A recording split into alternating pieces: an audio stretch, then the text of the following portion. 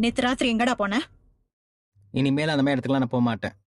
நேத்து ராத்திரி எங்க போனேன்னு கேட்டேன். நான் தான் சொன்னல, இனிமேல் அந்த மாதிரி இடத்துக்குலாம் நான் போக மாட்டேன். ஓ, உன் வாயால சொல்ல முடியல அந்த மாதிரி இடத்துக்கு நீ போயிட்டு வந்திருக்க இல்ல? உனக்கு எவ்வளவு தைரியம் இருந்தா பைபாஸ் ரோட்ல போயிட்டு என் ஃப்ரெண்ட கூப்பிட்டுருப்ப நீயா? இதுல தைரியம் என்ன வேண்டி கிடக்கு? அவ பைபாஸ் ரோட்ல எல்லார்ட்டையும் பணம் வாங்கிட்டு விபச்சாரம் பண்றா. நான் அவளை பத்தி கேட்கல, உன்னை பத்தி கேட்டேன். நீ அங்க போன? உனக்கு நான் எப்படி சொல்லி புரிய வைக்கிறது எனக்கு தெரியல. நீ என்னோட பெரியவ, உனக்கு என்ன கல்யாணம் ஆகல. உனக்கு கல்யாணம் ஆனதுக்கு அப்புறம் தான் எனக்கு கல்யாணம் ஆகுன்ற நம்பிக்கை எனக்கு இல்ல. அது வரைக்கும் என்னால பிரம்மச்சாரி இருக்க முடியாது. சரி, என்கிட்ட உண்மையை சொல்லு, பச்சையா சொல்லிடு. அதான் சொன்னல, உணர்ச்சி என்னால கட்டுப்படுத்த முடியல. அதனால தான் அவளை தேடி போனேன்.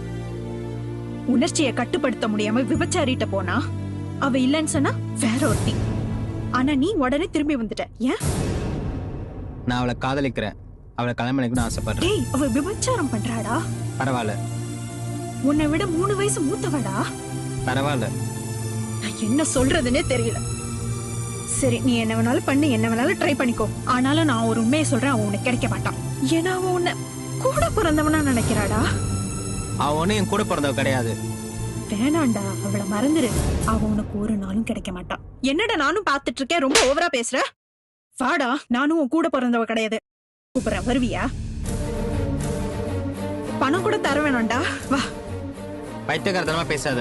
அக்கம் பக்கம் யாரும் கேட்டா உனக்கு காலத்து கல்யாணமே நடக்காது. எனக்கு இந்த ஜென்மத்துல கல்யாணம் நடக்க போறதில்ல. சரி.